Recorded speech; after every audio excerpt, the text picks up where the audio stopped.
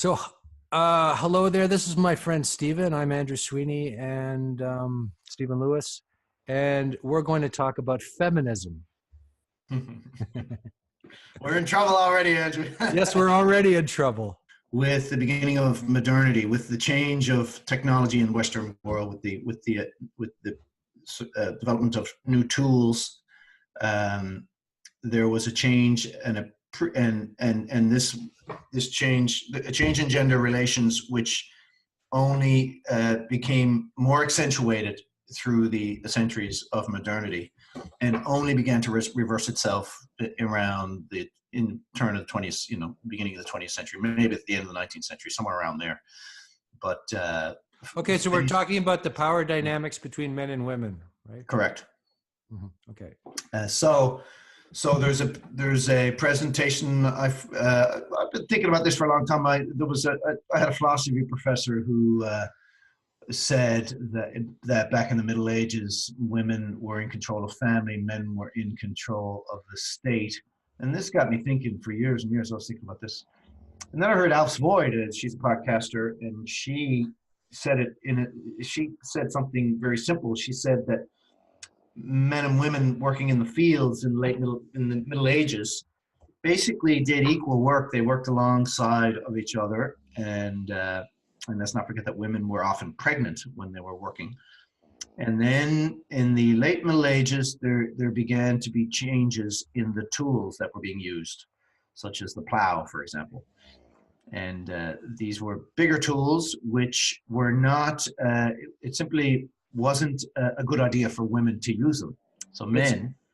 It's interesting. Just on the side, you said the plow, and that's a very phallic image. Yeah. Yeah, you could say, yeah. But it was big, and it took a certain type of it was basically easier for men to manage certain tools, and they were bigger, they were harder to manage. They were not necessarily harder to manage, but they had different demands, and this began. Because of this, there began a separation of gender attachment to tools. And the most important thing to take note of here is that the women, I'm guessing, were behind this. In other words, they endorsed it.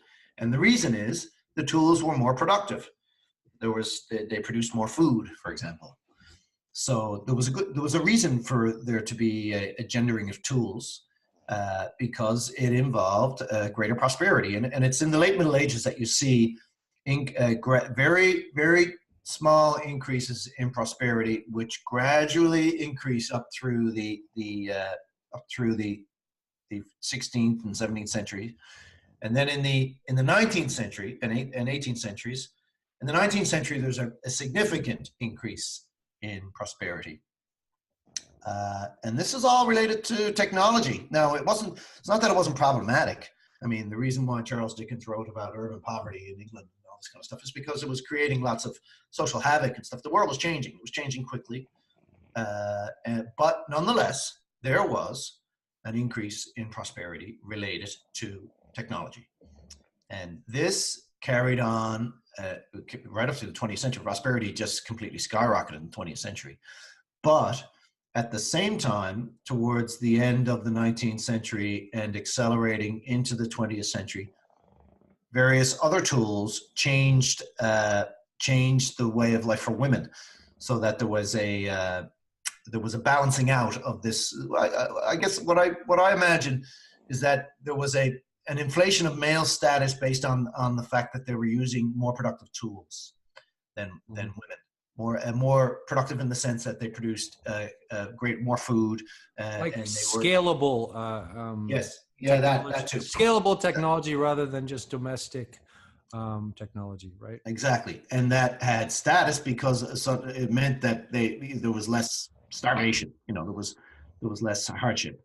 So this involved an inflation of male status through those centuries, accelerating up into the 20th century, but nonetheless being balanced out by the invention of other technologies, which enabled women to acquire a similar well, not necessarily something similar, but to acquire another kind of liberation, if you will, from the toils of life.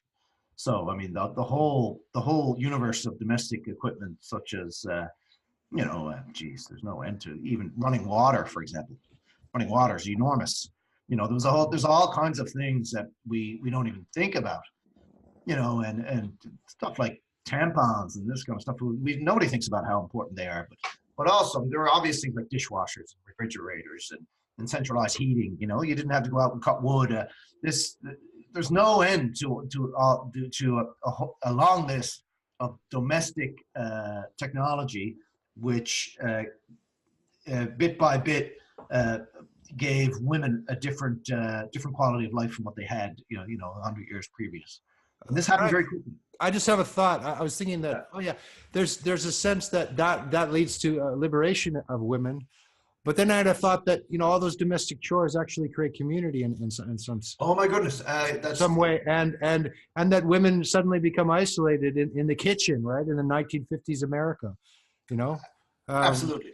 Which That's an enormous seems to be an interesting kind of missing piece in all this story, right? That prosperity and, between quotes, liberation is simultaneous to alienation and how should I put it? Incalculable loss of qualitative life, and even, you might say, sociocultural catastrophe. So this enormous people taking antidepressants and that kind of thing, or people popping pills and whatever, just depression in general. So we're taking stock of the fact that we no longer have slaves, and we are no longer slaves, and we're not starving, and at the same time we are completely alienated, lost, overweight and depressed, like you say. There's this dichotomy of amazing achievement, placed next to terrible loss, and so this is basically, if we're to understand the technological revolution, we really have to think about both these at once, and try and very slowly sift through and make sense of what it is. People who feel the loss tend to condemn the technological revolution, and people who feel the prosperity tend to understate the loss. Yeah. So we're in both. The trick is to go through it very slowly, and to acknowledge both, and try and work out what the issue is. I absolutely agree. The loss to community is enormous, and that it could be argued that the technological revolution, the loss of, I think, for example, that community is arguably a female thing. It's arguably female dominated. I said a few minutes back that family in the Middle Ages was a female dominant, female run and female dominant. Arguably, the closest synonym we have to family, medieval family, is community, because what we think of as family today is nothing like the medieval family, which was like a massive bunch of people, all sort of blood and semi-blood related. You're looking at at least. So the nuclear family has its mythologies as well, right?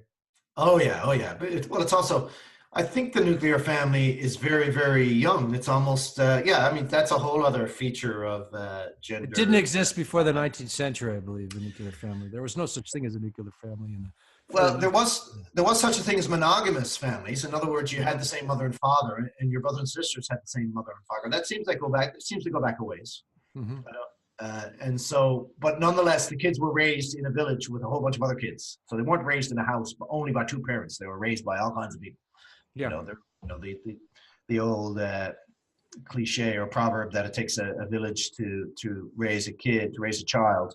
That's very profound. I think it's a very true statement. And I think not that far back, children were raised by communities. They were very much raised by. When I was a kid, there were constantly strangers yelling at me, telling, get off the street, and what are you doing over there? What are you doing? Yeah.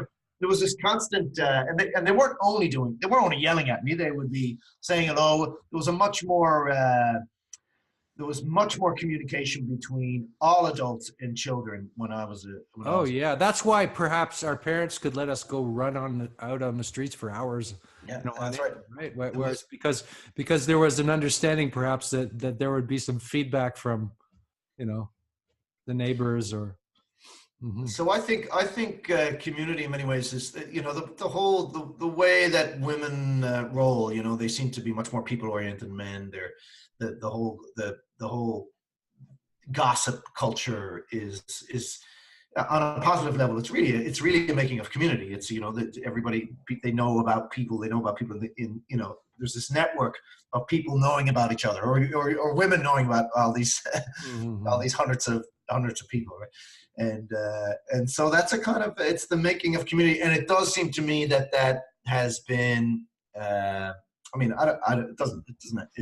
It's kind of obvious that it's been disintegrating in very quickly. Mhm. So perhaps we've reached the bottom, and it's not going to get any worse, because I don't know how it can get any worse. Yeah.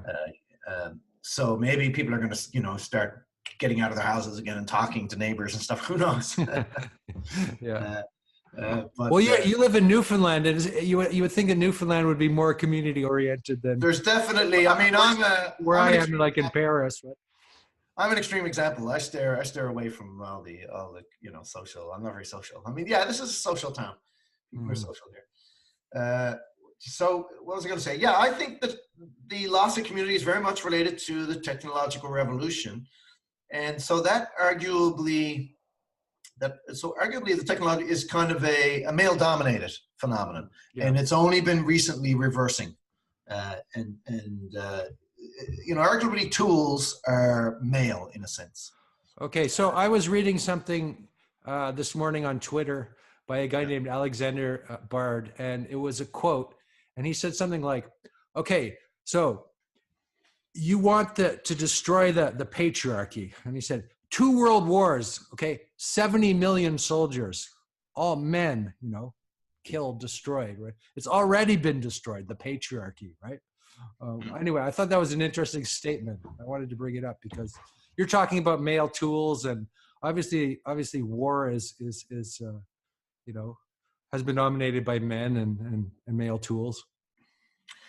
You just introduced, I think, another subject right now, which is the subject of maleness and its relationship to sovereignty.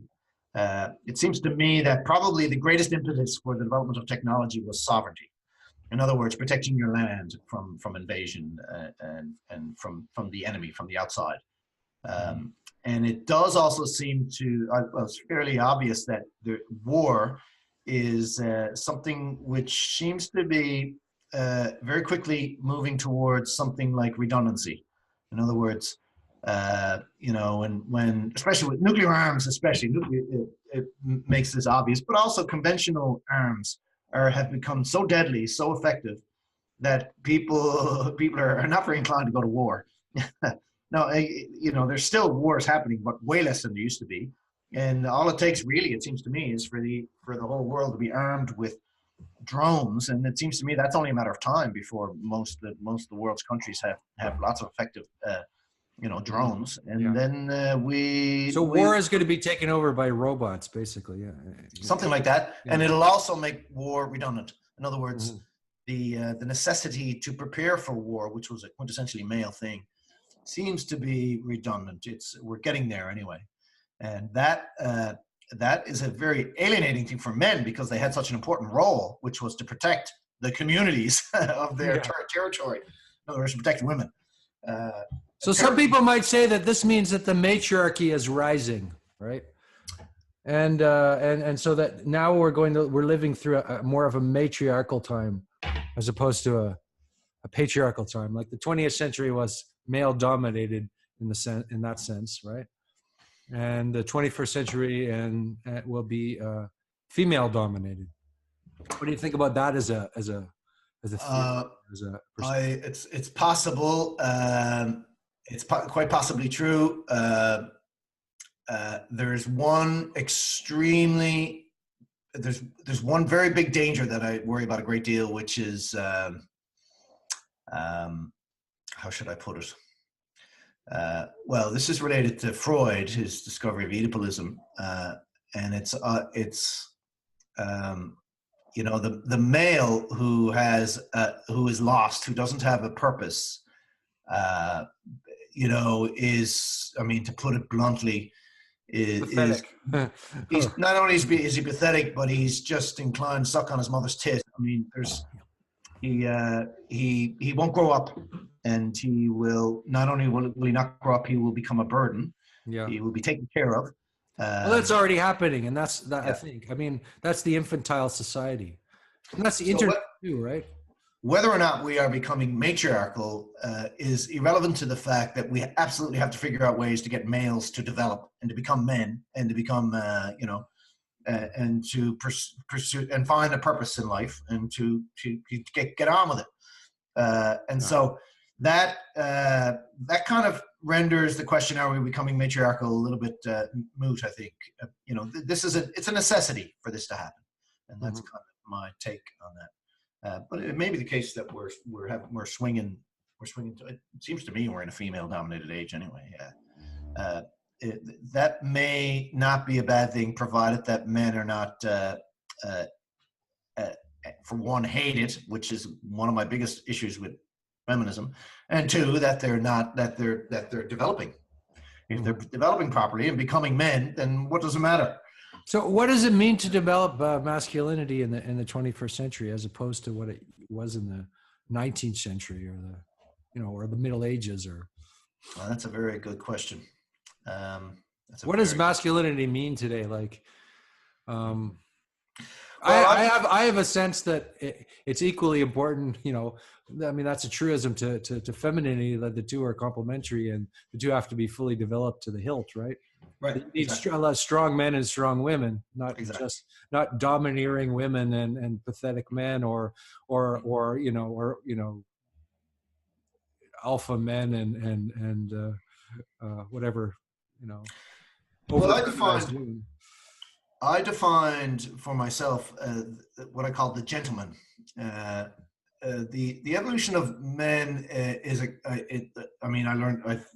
thought a lot about this in the past year, and it was related to all this learning about psychometrics through people like Jordan Peterson, but not just Jordan Peterson, others as well, like Karen Strawn and Brett Weinstein and a few others.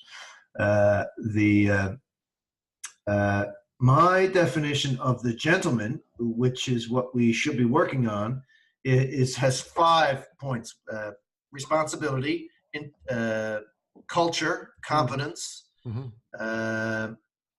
integrity, and there's always a fifth. I always forget the fifth: responsibility, competence, culture. In other words, if you don't know if you don't know your literature, you got to at least know your hockey scores. There's culture for every level of male. Yeah.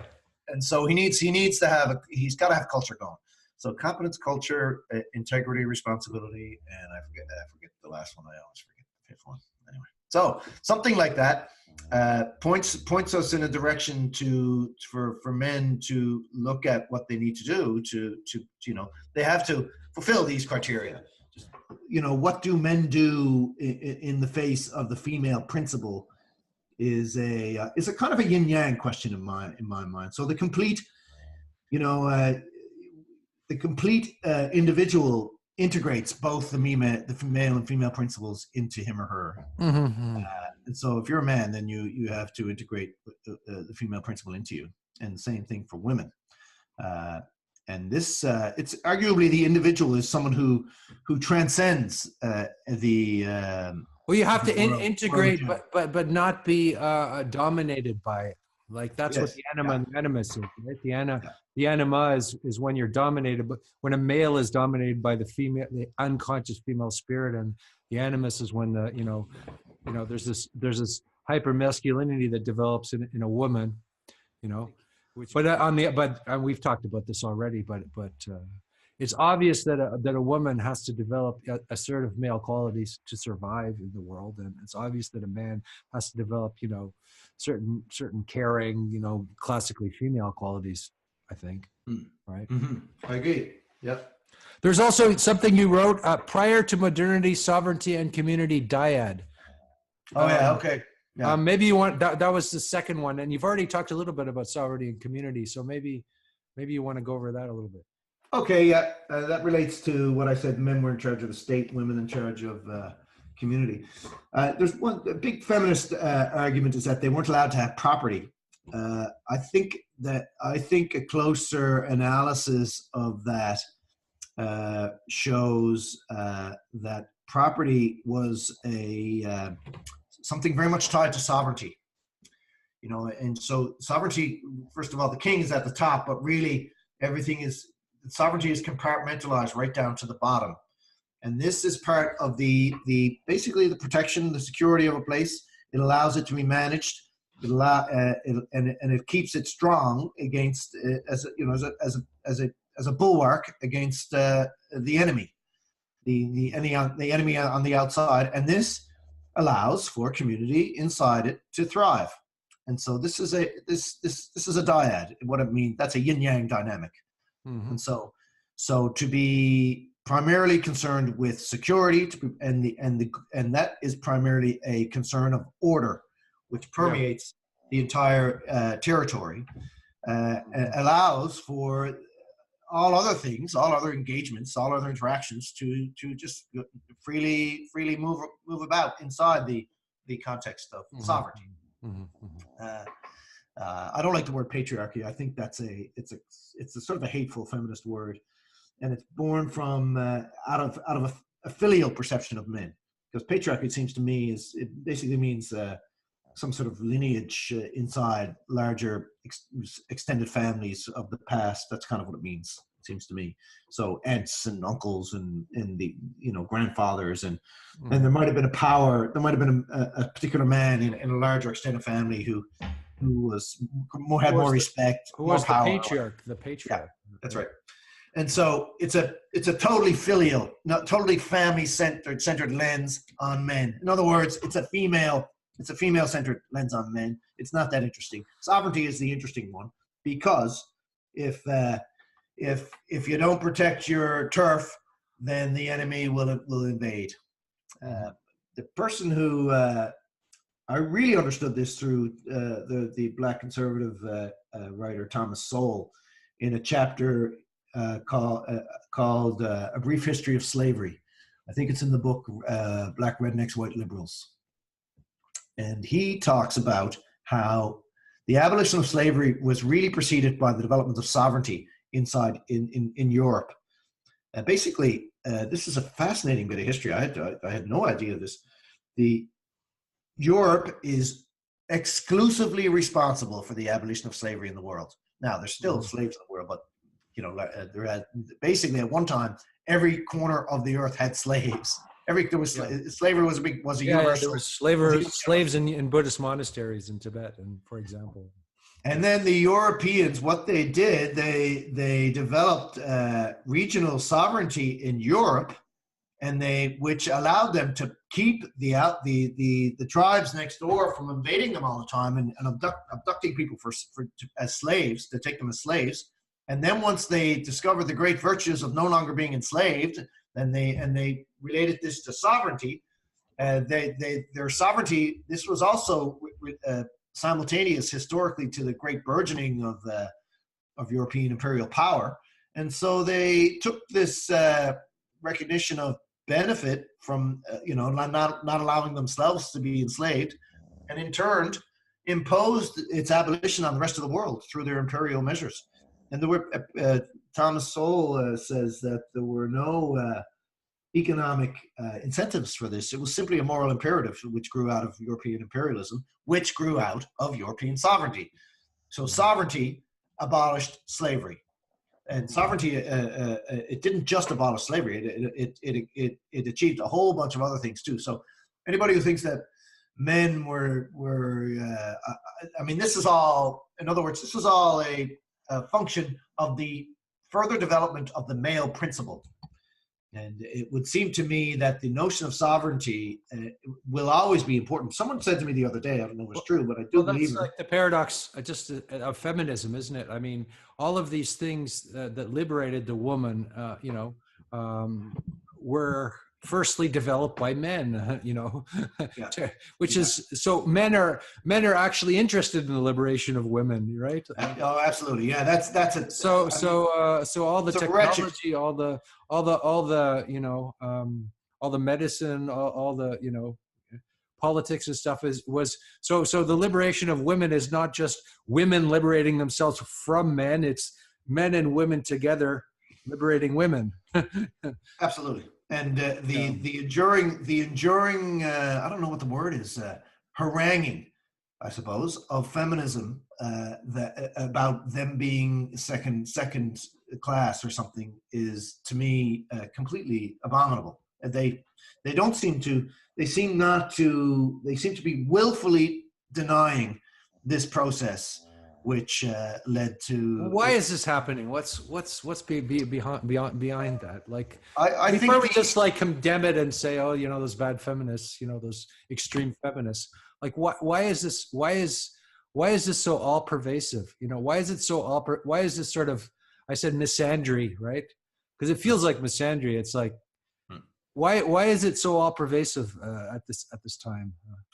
Well, one, I mean, that I already discussed the inflation of the male status because of technology, and I think that involved that. So there was really a separation of status, but prosperity came with it. So there was kind of an endorsement from women. So I think there's a resentment of that. But the thing is, that only covered a relatively short period of history, and I think in the 20th century it corrected itself.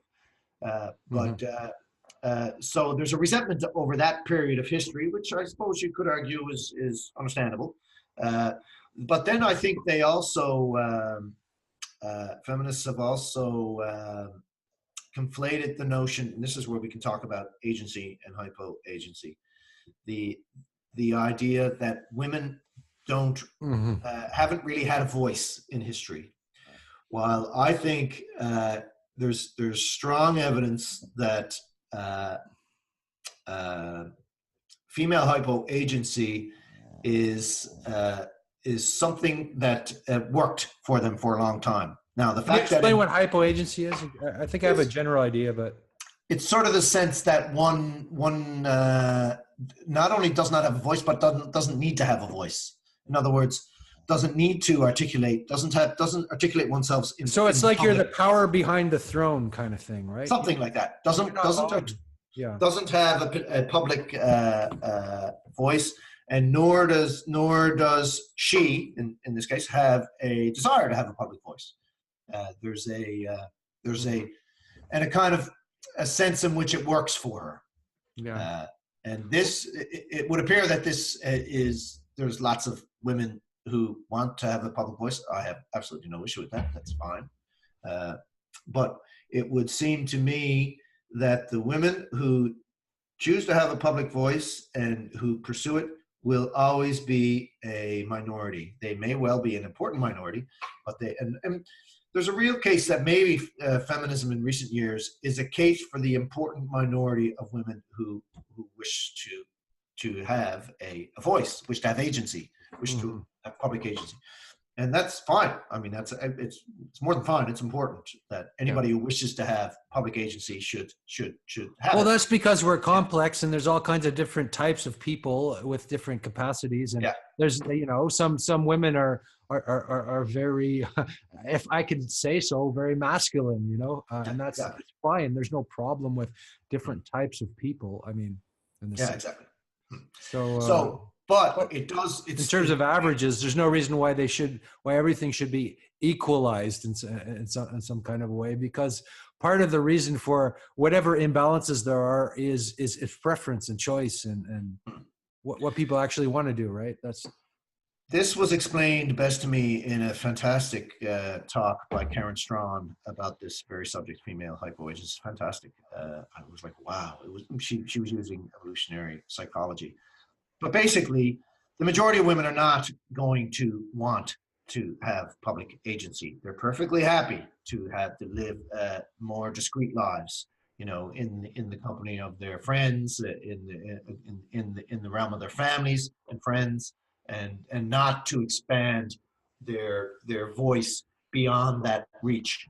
And that's where it's I'm perfectly willing to put my neck out and say that's what women are going to You're be up to in 100 years' mansplaining time. now. You're mansplaining, Stephen. You're mansplaining. They're perfectly willing.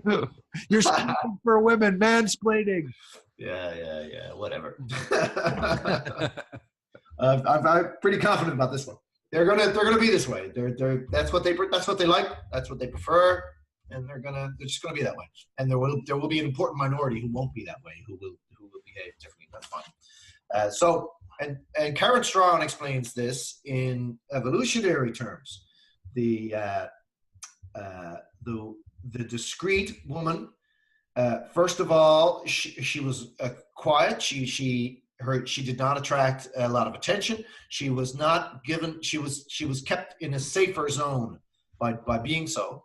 Mm-hmm. But then the expressive man was it was his evolutionary advantage from the point of view of procreation. That means passing on his genes. Mm-hmm. To live dangerously, to be out in the world, to be sticking his neck out in all kinds of different ways. And that's what agency really is. You're constantly taking chances. You don't, if you have a public life, you're always, putting your foot in your mouth, so to speak. You have to, that's what public life is. You're constantly in this dangerous world. And not only, that is the separation between agency and hypoagency. The woman hangs around the hearth, and this will increase the probability that she will pass on her genes. Her importance around young children is very high. She had to remain safe in order for her children to survive to adulthood, so as to pass on their genes. And the man, all he had to do was impregnate the woman, and then he could be killed a few days later, off doing some dangerous thing. And so this was it was an evolution from the point of view of passing on your genes. It was an evolutionary advantage for both genders. Mm-hmm. Well, when I was listening to Brett Weinstein talk about that, he was talking about that as this is a truth, right, about biology, right? But we have to kind of overcome that because biology is tyrannical. Biology is terrible, like in the sense of how it works without, let's say, a human consciousness intervening. I'm not a biological determinist, but I am aware of biologically determining factors in the human condition. So yeah. I most definitely believe in society. I absolutely believe in social construct. These are clear to me. I also believe in the intervention of reasoning, which is a whole other set of it's a whole other realm of interaction. Intellect. Mm-hmm. Intellect. Yeah. So the intellectual, the social, and the biological, they would sort of exist in that level, that hierarchy. Yeah. No. I'm not saying that I'm not a biological determinist, but I am saying that these predispositions exist, which mean that women will continue to seek out avenues of hypoagency inside the social constructs that we have, no matter how liberating they are. Yeah, and it's funny how there's a difference between ideology and actual behavior, right? I mean, what am I trying to say? It seems like yes, human beings are not conscious enough, right? Generally, to behave, in an enlightened manner, right? We're still in the darkness, right? We're still 90% unconscious. I mean, most of us. So all of these will happen no matter what our ideological constructs we we overlay. Yeah, exactly. And it also may not be desirable for us to be 100% conscious. That we might just go insane. Maybe we're only designed to have this little trickle of consciousness going through reality so that we can actually learn things or whatever. And so the rest of us is just on autopilot. And so that kind of explains a lot of this predisposition stuff, right? And so, so therein lies the argument for predisposition. We rely on our predisposition so that we can consciously do some tiny little thing, right? Mm-hmm. Yeah. So do you want me to look at the list again? Yeah. Oh yeah, sexual violence and sexual attraction. That's Yeah, interesting. this is where I get in trouble. Well, okay, can I start that off? Okay, Yeah, what's the difference between ravishing in an enlightened way and, like, let's say, rape? yeah, you're asked. Well, let me go at it in a different kind of way.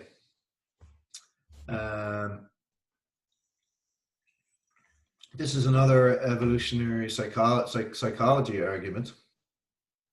Because women seem to be desperate to be safe and to make rules at this point in history. It's like we want so many rules just to make sure that, you know, that you don't transgress this space, right?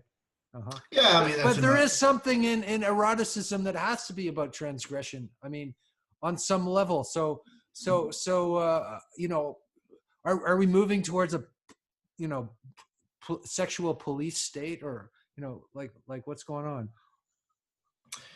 Yeah, I don't know if I even want to talk about the dumb ideology that reigns. I mean, that's just. I mean, what I was going to say about this, what was about Me Too, for example, was precisely this subject of violence in sex. It does seem to me that violence is inextricable from sex, and the reason is totally unconscious, although the benefits were evolutionary. And that means that women who were attracted to more dangerous men, violent men, more men who were capable, proverbially speaking, of hurling themselves at a saber-toothed tiger, and while he was being dragged away and eaten, she had time to get away with the baby, so to speak. That's a rational interpretation. In other words, she's actually thinking, "Oh, if I mate with him, then I'll be able to get away from the saber-toothed tiger." But that's not it. It's way more unconscious than that. It's totally unconscious. The women who were attracted to these dangerous, crazy men who were fearless, Yeah. they passed on their genes more than the women who were attracted to gentle, submissive men who did what they were told. So the men who are out doing dangerous things, hurling themselves at dangerous animals and fighting off dangerous men and whatever, they passed on their genes. And the women who were attracted to those men passed on their genes more. And so the criteria of sexual attraction, female sexual attraction, to the edgy man, to a whole variety of what I would bluntly call violence in men is evolutionary. To the beast, like totally the beauty, and that's again the beauty and the beast. Beauty and the Beast.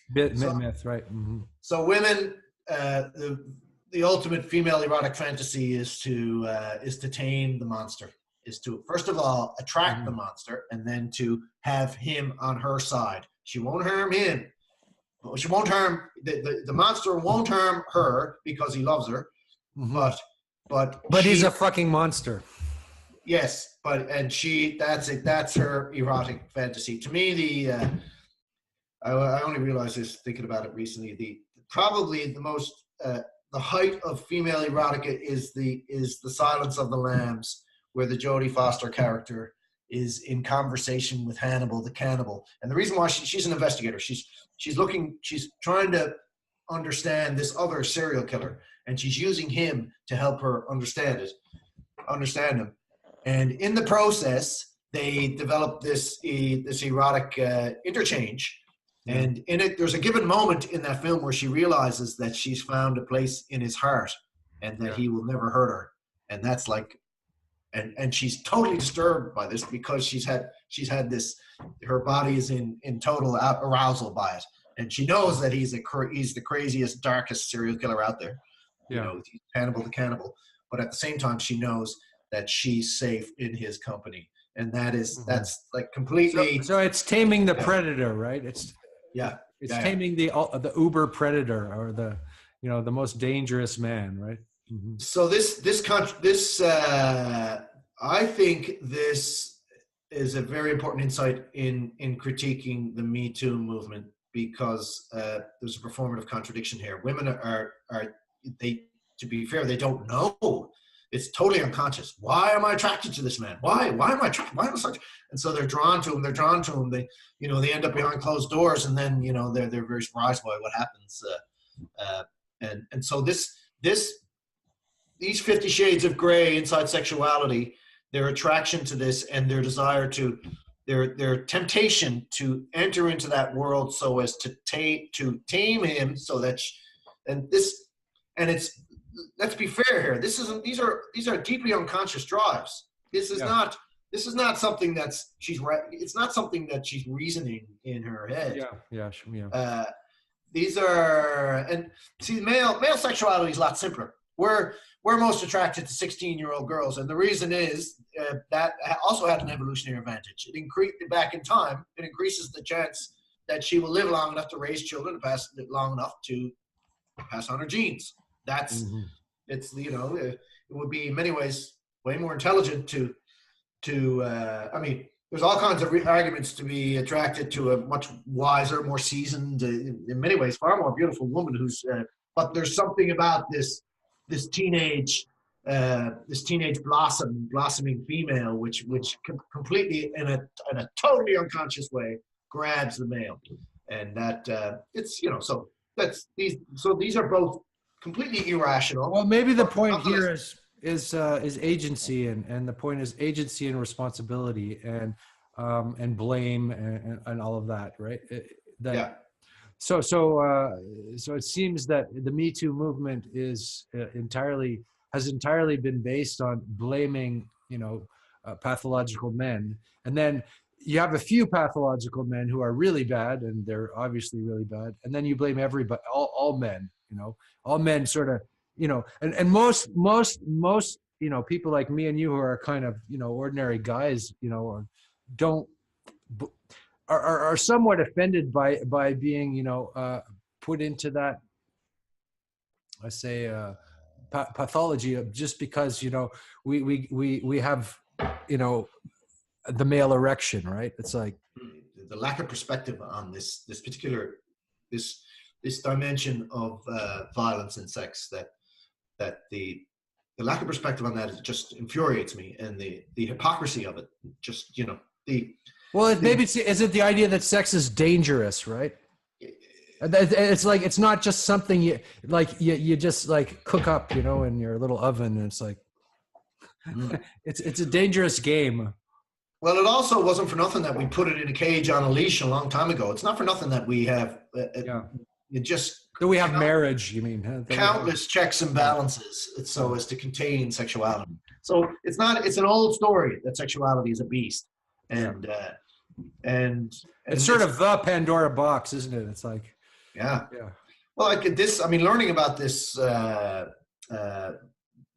female attraction to minotaurs and werewolves and vampires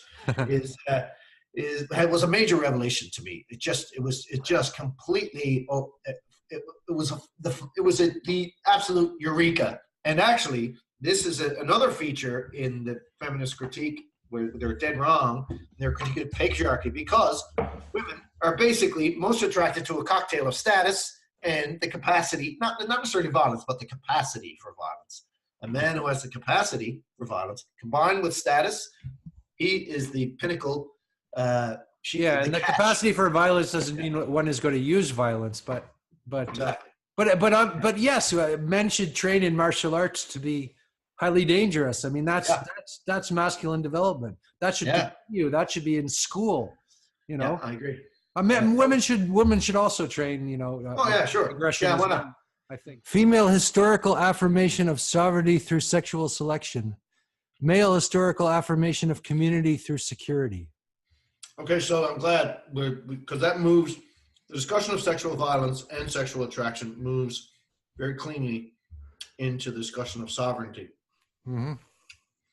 The women are basically in control of sexual selection, and that's been demonstrated by genetics, by evolutionary biology. I don't know how they figure this out, but twice as many women pass on their genes as men. Something like 80% of women pass on their genes, and only which is it's still a statistic that I haven't recovered from. 40%. That's completely floors me. 40% of men only pass on their genes, going way back over time, back through the millennia, and that's a stunning statistic. I don't know, but it points to women being and since the criteria of sexual selection is there, if there were no criteria of sexual selection, it would mean that women were kind of enslaved by a few number of men or something. But since the criterion of sexual selection, in other words, they're attracted to this combo of violence and status, is there, it means that they've had a role in sexual selection. And since they're twice as they pass on their genes twice as much, it points to women being in control of sexual selection. It's their field, it's their realm. Men get chosen, so to speak. They struggle to get chosen, and women are in control of the choosing, and not the men. And women make the final decision, so to speak. And there's lots of good reason for this. They're the ones actually who are going to have the children, so that's a damn good reason. Damn good reason. I mean, it makes sense that they be in control of that. It's a pretty stunning thing to learn that only 40% of men pass on their genes. But anyway, what that means is that women have been for countless millennia selecting this male trait of capacity for violence and status, greater competence and all that, whatever makes status, and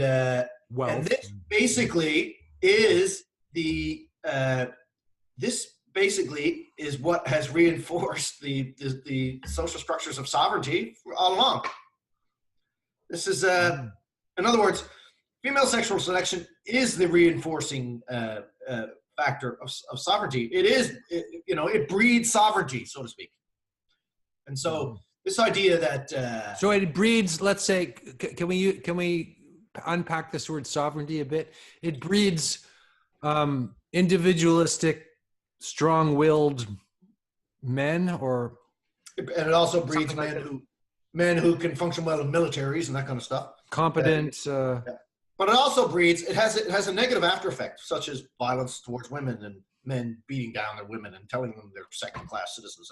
It has this negative as well. But it despite the negative, it was bred into the men. That disposition was bred into the men by female sexual selection. You see what I'm saying? So this is all ultimately unconscious. So the idea that men have kept women down is not quite right, because women have been choosing this type of man who will assert himself and exercise power. Well, it always seems like men have a certain kind of hubris about being in control, but they're not always in control. Like, you see a guy and his wife, and the guy's always being, he's always in a lesser sort of, absolutely role than his wife. He doesn't. I see that a lot. I see a lot of men are very, very, very much emotionally controlled by their wives. So that's very. You're not even allowed to talk about that because the whole emphasis is on men controlling women, but seems to be that the reverse is true, that there is a power dynamic that's working both ways, and the only real difference is I guess male physical strength and capacity for violence. I mean, pathological violence, right? But otherwise, this business of male female power dynamics in relation, I don't even want to. That's such a messy subject. I don't even want to go there. But I totally agree with you. Just completely agree. I don't have anything to add. That's totally true. Female power is very psychological, and and male power is physical, and and that's well. I think one of the aspects of female power is to constantly deny female power. And that's a psychological thing. In other words, that's just another psychological. That's just not growing up fully, not being a fully grown person to be able to take full responsibility for your entire for your behavior, and your emotionality. the like Camille Paglia's desire to make women strong women is to, you know, get over that kind of bullshit. It is absolute. But of course there are people. There's no end to victimage in the world. There's men and women. I am totally convinced that women do not outnumber men, by the way, in victimage in the world. You know, there's many male victims as female victims, I believe, in the world. So that's another feature of feminism, which I find repulsive. You know, they're constantly going on about female victims, and they don't seem to ever acknowledge the fact that men are victims. Yeah. So I don't believe for 1 second that women outnumber men as victims in the world. I don't believe it for 1 second. So, but that's another. And of course, it's impossible to establish these things. Well, no, it's not an either or kind of thing. If a woman's a victim, a man's a victim. It's like, you know, in Saudi Arabia, the men are victims because they've put all their women in potato sacks. It's like, you know, I don't know how to say that, but, and maybe the women are victims too. They're both victims because there's this profound codependency. Victimology is goes both ways, right? Yeah, absolutely. I agree with that completely. So the real trick is for people to fulfill the potential, everybody. And then when people's potential is fulfilled, you get the sense of the fullness of life. And you know, people are very dynamic and they're expressive. And, right, you can, you know, life is full, and that's, you know, you can tell when someone is. We have a pretty good sense of when someone is not thriving, and whether they're male or female, and that's our task, is to go about the business of making people thrive, including ourselves. So that's fairly simple approach, really. So the question is then, what makes men thrive and what makes women thrive? And is there a difference? Is it the same thing? Very good question. Well, the psychometrics of you know, the big 5 personality tests and stuff like that, I learned a great deal about all that. That was wonderful. I mean, you learned a great deal. I think that was a major eye opener. And so that was really interesting. Men are more interested in ideas. Women are more interested in aesthetics. You know, men are more interested in things. Women are more interested in people. These are the avenues of development. And you know, there are other differences too. But those, you know, those are the biggies. Women are more neurotic than men, which means they're in it when rendered. That's a kind of a negative thing. But when you turn that into a positive thing, it means that they're more vigilant to danger, I think, which is a form of intelligence. Yeah, I was thinking about that. That's the positive aspect of neuroticism is a kind of hypervigilant. Correct. And looking out for a possible danger. And so it's a form of intelligence. I'm according to the Big 5 test, I'm a neurotic person, and I think that I've drawn I was upset when I first learned that. But I've more or less figured out that it's a huge part of my intelligence. So I'm constantly seeking out possible dangers, you know, and that's kind of how I roll, and especially in the societal realm, and what people are thinking, and how the way, you know, people are thinking could be dangerous, and that kind of thing. So that's a neurotic thing to be doing all the time instead of not worrying about it. Yeah. So that's good. So so there are different avenues of development. I think the traditional avenues, like teaching men, like you said, martial arts and that kind of thing, would be good in terms of how we can get out of this fix we're in right now, where people seem to be asleep, and especially men seem to be asleep, and they seem to be escapist. How they can carry on, you know, but the word sovereignty I also think is related to individualism, becoming an individual, becoming an undivided soul, an undivided being, is to become a sovereign being. And, so you know, it's sovereignty really is transforming rather than disappearing. There's a sense in which it is the traditional sovereignty, in other words, being able to fight wars, is now redundant. But maybe there are mental wars, maybe there's psychological wars, you know, maybe there's wars against poor health, maybe there's wars against environmental destruction. These you know, sovereignty remains an extremely important thing. It's just that its meaning is transformed. It's no longer the business of going off and killing people, but it might be the business of killing some killing bad ideas. Exactly, something like that. Yeah. Or killing conceptual madness in the society, or hunting, taking somewhat of a risk, of a risk, right? Yeah. Taking men are more inclined to take way more risks. Yeah. I heard a great interview, and you probably heard it too, David Fuller and Heather Hying, where she talked about the Ash test. Now, I only listened to it once. I was going to listen to it again to try and understand it a bit better. But she basically said that the Ash test was developed in the late 50s or something, and it was a test for conformism. And they found that men were basically 75% conformist, and it had to do with they were asked these questions, and they were able to see how the people before them answered the question. It was kind of like a trick. Yeah. They saw that the 7 people before them had answered the question in a certain way, so they were, and it was a trick because the way the 7 people before them had answered was wrong. It was the wrong answer, and then they went ahead and gave the same wrong answer. So they were testing conformism. They found that men were very conformist, and I think the percentage was 75%. I think Heather Hying said in that interview. But then they did the test a number of years later on women exclusively, and found that women were more conformist. She didn't say how much more, but it was a kind of a surprising result to that inquiry. And so it makes sense. It's logical. I mean, if you're a guy, you're physically stronger, and so you're more likely to go out on a limb. I mean, and if you're a woman, you have to be hyper vigilant about children and how people are, and so you have the rules matter much more, right? Whereas a man can sort of play around with the rules. He can. Men like to do that. They like to go out and kind of bend the rules a little bit. But here's my point. Women do too, but men more, right? Here's my point. We think of men as being risk takers, but the Ash test shows that most men are not. Oh yeah. So in other words, it's a small minority. Are not.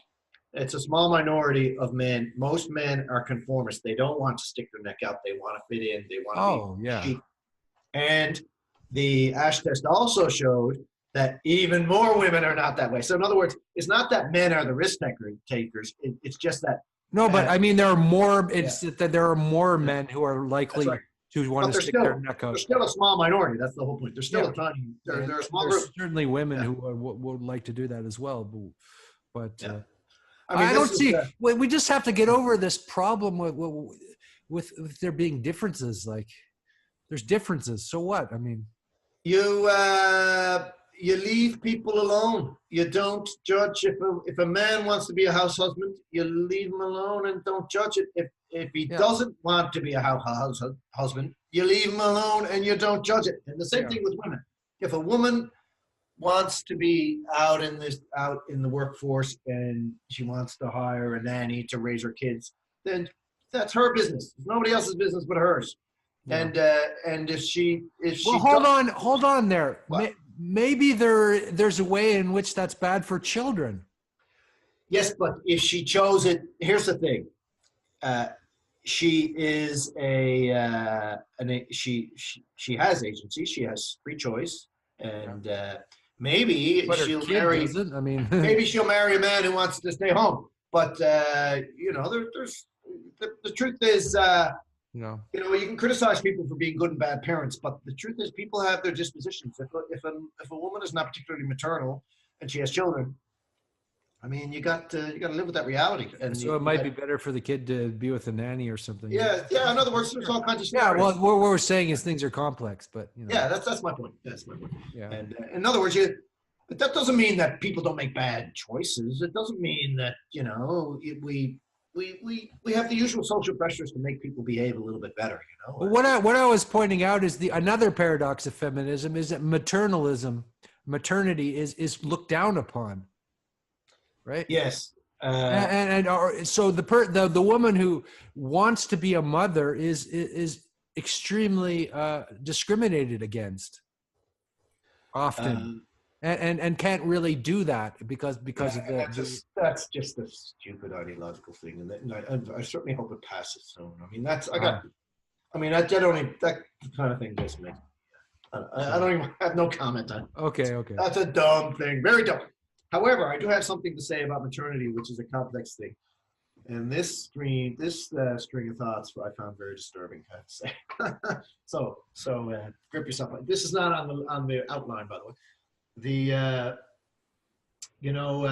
Arguably, I've spent a lot of time thinking about the eradication of child mortality. I actually think eradication of child mortality is arguably the most important human achievement, period. Now, if anybody else wants to argue that there is a more important human achievement, then fine. But it's a pretty strong argument that there's nothing matches that one there. That's a big one. Yeah. So, not that far back in history. That's a damn good point, actually. Yeah. Not that far back in history, most kids died in early childhood. And that's a crazy thing to think about. And it went on forever. And then it ended. Mm-hmm. This is actually a huge feature of what we call female liberation. It's amazing how little it gets discussed. I mean, they were very, very busy, mostly failing to keep young children alive for a long, long time. And they were a major social machine. That was their role. It was an enormous role, absolutely enormous role. And then it ended. Poof. in a very short period of history. It was obscured, to be fair to the lack of recognition of this achievement. It was obscured by the wars. It happened during the first half of the 20th century. Mm-hmm. And so that was a time of great tumult. There was lots of reasons not to be celebrating. We should have a week, if not several weeks in the course of the year for festivities to celebrate the eradication of child mortality. It should be a major thing. I mean, it's but nobody even talks about it. And so, anyway, so it happened, and the traditional female role was suddenly this enormously grave role was suddenly chopped down. It just disappeared. Mm-hmm. And so, if you want to talk about the technological revolution and radical alienation, it seems to me that there is, and the loss of purpose. So loss of purpose, great alienation. But let's take this another step further. This is something that very disturbed me a great deal when I started thinking about this. This is where Freud's theory. Freud was very worried about this. He, with the loss of this great role, they were very, very busy. They were also they didn't have the benefits of washing machines and vacuum cleaners and all these things and centralized heating and running water. So they were very busy. They were working all the time. And then all of a sudden they have all kinds of time. And not only that, they don't have many children and they survive. Well, what do? They overmother them. Because their maternal drive has been cut down. Oh, the devouring mother is what you're talking about. They swallow up their children. It's because of it's because of maternity, which has alienated maternity. Maternity, it seems to me, is best defined as, and we don't think of it this way. It's best defined as the urgent drive to keep young children from perishing. That's what maternity. That doesn't exist anymore. And it does exist. I see it in my wife all the time. It's very intense. Well, it's now. I only have one child, but it's still there. Yes. Well, no, the drive is. It was only around for millennia, and then all of a sudden, it's no longer. It's redundant. So the drive is so strong that it finds itself applying itself to all sorts of other elements of life, not just to the children of women, but to society, to social welfare, to all kinds of things which involve an over-coddling of the human race post child mortality eradication. Yeah. And we're very confused about this. And it's an addiction. Men, I think, are most easily susceptible to this. we can't get enough of this female love, this female. We treat our wives like mothers. We're completely confused about this maternal power in women, and both men and women are confused about it. And this is something that we simply must get over. And how, I don't. I mean, Well, I mean, maybe I it's women becoming managers or something, or moving into this. You know, there was a thing in Iceland where it's when there was an economic crash in Iceland, all of the male companies, they all crashed, and there was a few companies that survived, and they were all run by women, because women are better. Women were better at risk management, right? Apparently, they were looking out for their employees. They were thinking about the future, where men were making impulsive decisions and taking risks. And I don't know. I guess this this drive, this maternal drive. You're right. It has to be channeled into something. Rather, pathologically, what it becomes is, it becomes another kind of witch hunt, I think, or when it doesn't have use. When it doesn't have use, it becomes very, very destructive of itself and others. You know? Well, one of my arguments of female feminist pathology is that they're angry because they were liberated, which is a total contradiction. Oh, that would piss a few people off to hear that. Yeah. And that's a tough one. I mean, I'll get in trouble for that one. Well, what is freedom? Let's say freedom. Does it? If you're liberated, what are you going to do? Right. That's the thing. I mean. Yeah. No. Freedom is not the whole story. Meaning and responsibility. That's the whole Jordan Peterson thing. You know, has to come to fill the void where mere freedom. You know. Because if we just have freedom, we're just going to go crazy, right? Yeah. So we also have to, total freedom is something like I don't know. I mean, freedom can be defined in more intelligent ways, but there is a sense in which freedom simply means nihilism. It just means nothing. It means meaninglessness, and that's that moment. That's a disturbing definition of freedom that we have to very quickly get past. You know, you visit it for a brief moment and see, oh, I don't want that kind of freedom. I don't want to have no responsibilities and to, just to get drunk all the time on a beach resort for the rest of my life. I mean, that's not what I want. No, but it's more profound than that. Is that we do have a lot of freedom, right? That's the thing, is we do have a lot of freedom, but we have a problem with meaning, right? Absolutely, yeah. It's huge problem. Huge. That's on both the male and female side. You know, men have this existential problem of meaning. I think women also have. I think there's a different nature to both to the meaning crisis, right?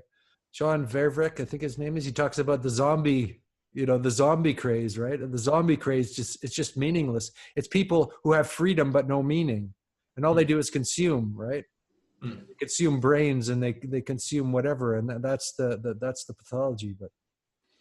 Yeah. No, absolutely. Once again, the technological revolution and its relationship to what we would think of as traditional male and female redundancy creates a brand new reality, which is new. That's the it. new reality. Yeah. Male and female redundancy. That's And traditional male. I would probably better put that word there. And traditional male and female redundancy are products of the technological revolution, and this is and the scientific revolution, and this is enormous, and we're reeling from it, and it goes further than that. It's human redundancy. Actually, it's like if you think of AI and stuff. Yeah, AI, that's when it gets very scary. Yeah? It's like the human being becomes a completely unconscious sort of creature, right? And all of the work all of the functions, become redundant. One of the good things about this AI scare, which I'm terrified of, is it may be such a big problem that it'll get men and women to stop wrangling all the time and actually collaborating to beat that problem. I mean, how so? That it'll force us to collaborate to defeat it. To close on feminism, I just don't believe that, first of all, women are more victims, greater victims than men in history. I don't believe that for 1 second.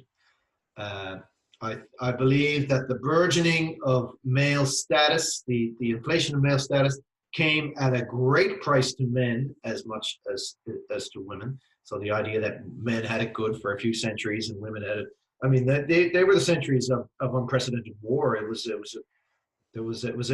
totally imbalanced and difficult time. It simply was the result of the confusion of rapid technological change, which is continuing to this day. To this day, we're very confused about technological change, and so the fact that men were in charge of political power, and this is somehow an injustice, is another it's just a misunderstanding of power. I mean, someone had to first of all create and run political power, and it's actually a terrible responsibility. Usually involves, the king usually gets his head cut off at the end of his reign, So this, I don't think many women envied that role. They saw exactly what it was. They saw the men training to go to war, and then they weren't exactly resentful that the men were out there, training all the time and then going off to war. They didn't envy that one bit. So this is, and it's only later when the war redundancy begins to become within view that feminism begins its resentful journey towards men. Well, if we want to rescue it or salvage any part of feminism, perhaps this is what my thought was, is that you don't want to throw the whole thing out, because in terms of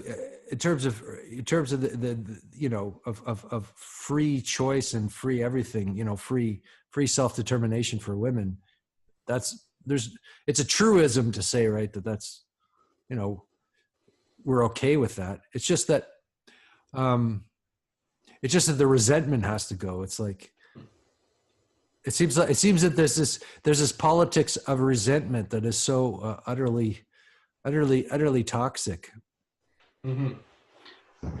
to relationships between men. I've heard say that we're in the age of the female shadow, and that's a kind of an interesting way to look at it.